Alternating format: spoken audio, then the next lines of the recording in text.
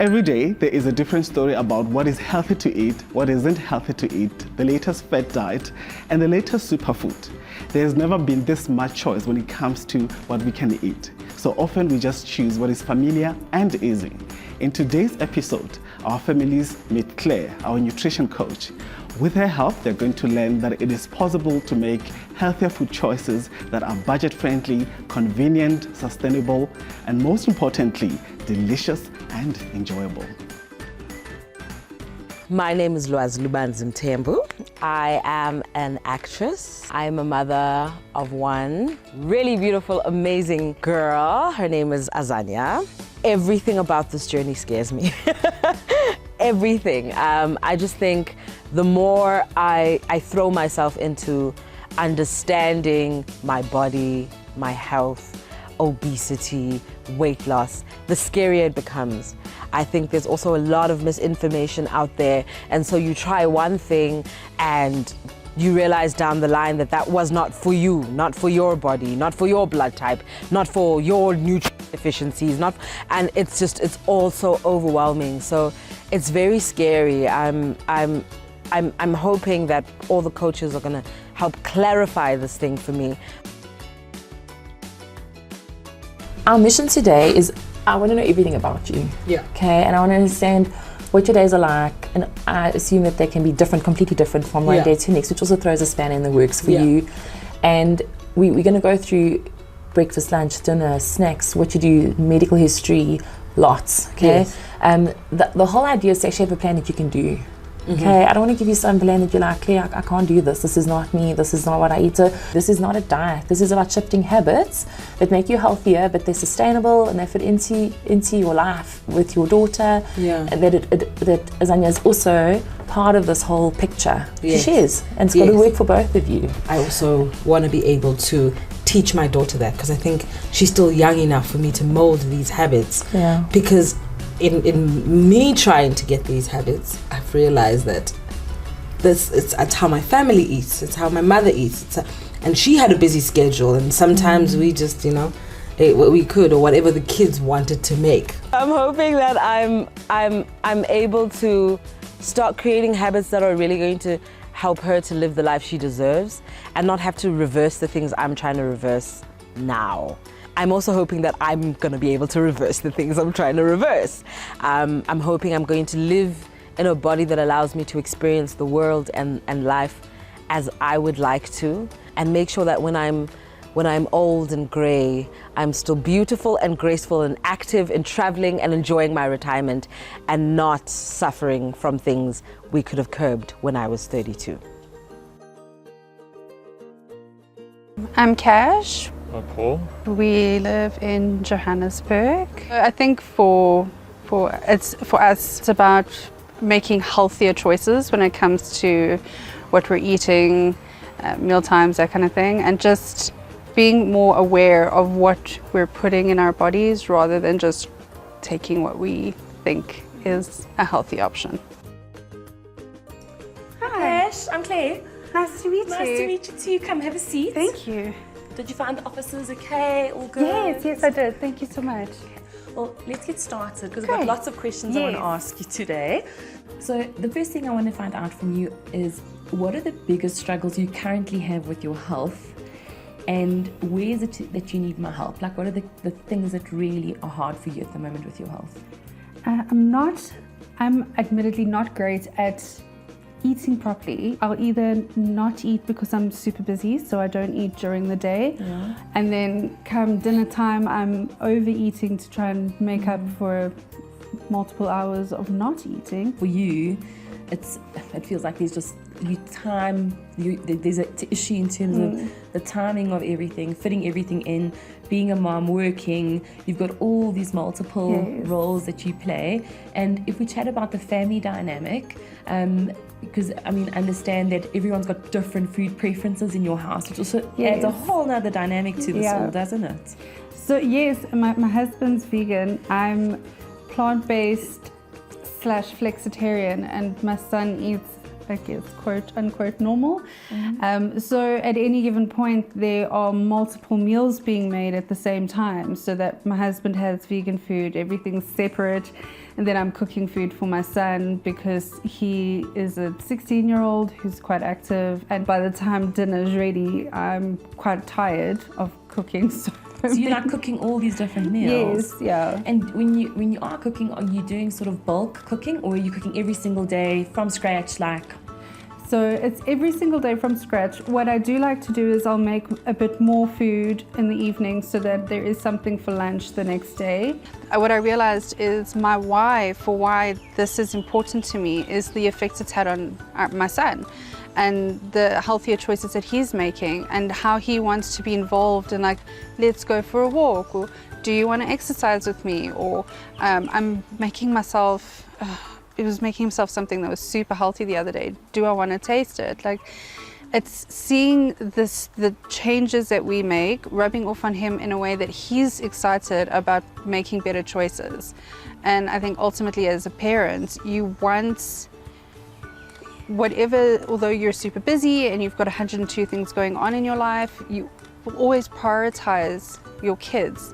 And if me prioritizing my health is having a really good impact on him and his mental health and his physical health, I'm going to push through whether the days are hard or whether it's easy, because the end result is it's a really beautiful thing. So I mean, we've gone through all these different questions. We've really taken a deep dive into your typical day, what you're eating, what you're enjoying, what you're not, your stress, your sleep patterns, we're going to do blood tests. We're really going to look at everything and put together a plan for you. I mean, how are you feeling at this point after our session today? I'm excited. I'm a bit nervous. I haven't done anything like this before, but I'm very excited. I'm quite keen to see I'm not keen to see what the blood results say, but I'm excited to get going on the right path. You know what the good thing is? And actually with the blood results, when they come back, all of the bloods that we've tested are all things we can change. Okay, nothing's cast in stone, so you don't have to be stressed about that. I'll help you and we'll navigate how we're going to shift that. So you're going to go do bloods for me tomorrow morning, first thing in the morning. Don't eat anything. When that comes back, we're going to get started. I'm going to see you soon. We're going to get your plan ready, and we're going to get going on this journey together. We're going to go into your fridge now and have a look at how we can restructure things to make things a little bit more simple. So let's have a look here. I mean, there's a lot of good things in this fridge. There's lots of veggies going on and color going on, and you guys are good with getting your veg in. You're very good at that, right? Yes. Okay. We do. Well, yes, we are. You are, and I love that you've got these little holders as well. That makes life a lot easier. So the thing that I did in the fridge at home, we popped all our condiments into the bottom drawer, and then what I do is, let's say we've got your peppers here, okay? I actually wash, rinse them, chop them up, and put them in little containers that are see-through, and I've started stacking them in an eye-level fashion. So I'll put the veg on one side all stacked. I'll do some proteins like this. Let's say you've prepared your beans. Yes. We cook the beans, we pop them in a container, and you pop them in the fridge. And those, you do like a row of proteins, a row of carbs, and maybe like a row of veg. Then when it comes to making a meal, we put poke bowls on your meal plan. Yes. You can literally, especially when it's lunchtime and you meetings back to back, and what we do is you literally open the fridge, grab some red kidney beans, grab some corn kernels, put in your veggies, you maybe put some peppers, you've got your green beans are now already quickly steamed, they're ready. The other thing I said that we'd look at is how to look at the label from a fiber perspective. And why that's so important with you is that we looked at your blood results and your ultra-sensitive CRP, which is a C-reactive protein. It's like big words, but basically it means your body's battling a little bit with inflammation. Okay. And one of the ways we can reduce that is by increasing fiber in your diet. Okay, and how do we now know what's good, what's not good? So you can see here, this one is a high fiber macaroni.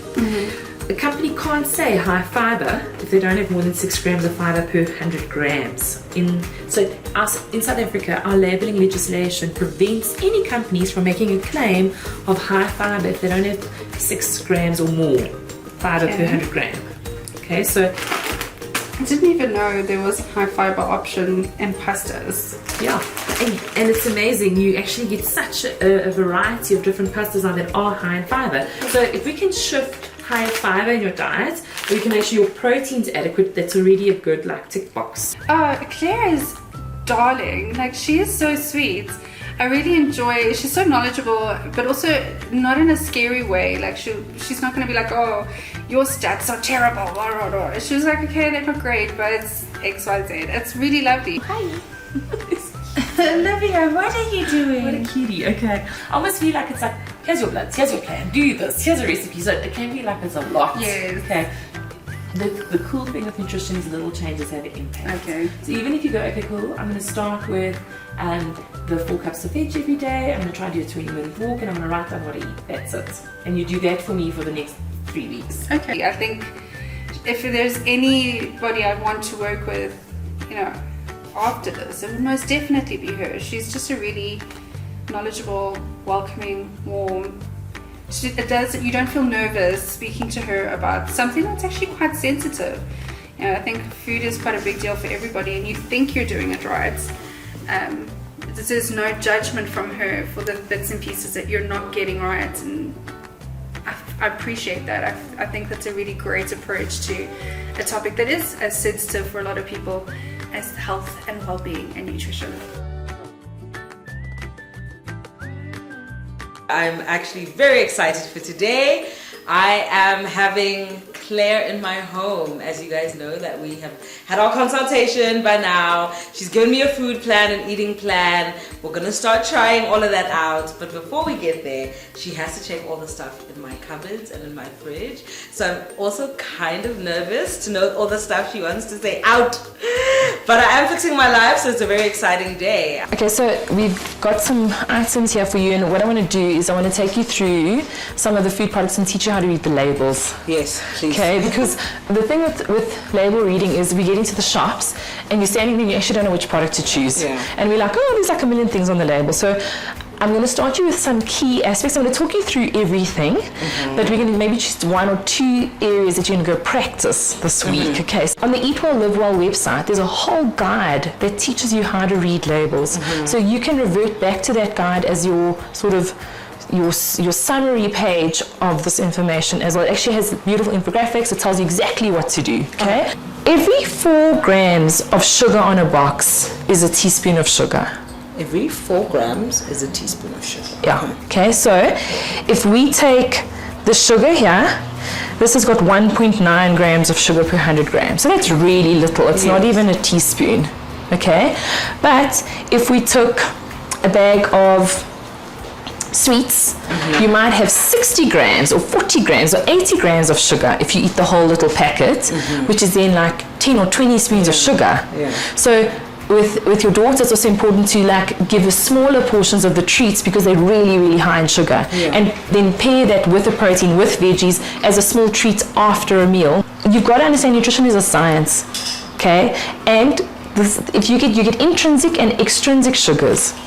So what this means... We're just mere mortals. I know. We're just trying to put food into our mouths and make sure that we don't have nutrient deficiencies and things. Why must it be a science? Why? It is a science. Why? But you must be glad it's a science because it's a science, and therefore you can stop getting fear-mongered. Okay, we've got to stop fear-mongering like to the hilt. Yes, excessive sugar is not good.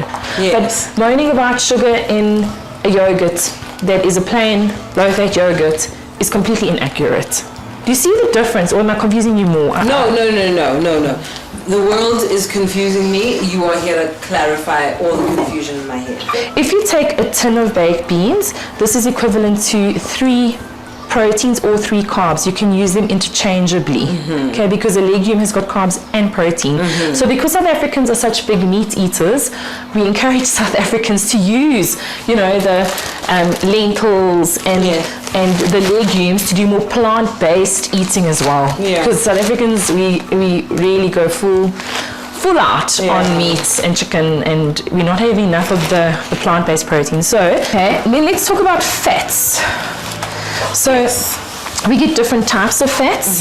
So something like peanut butter is a very good fat. It's a monounsaturated fat. It's really healthy for you, but it's portion controlled. Monounsaturated? Yes. Okay. So we get saturated fats and unsaturated fats. And the saturated fats are things like butter and chicken skin and fat on meat and lamb chops and those kind of fats. We can use them, but they're not the best fat for us. Okay, because they're a short chain fatty acid. They you want to rather give preference to a monounsaturated fat, like an olive oil is going to beat butter hands down any time of any day. You know what I mean? When we look at fats, every 5 grams of fat on a label is a teaspoon of fat, basically.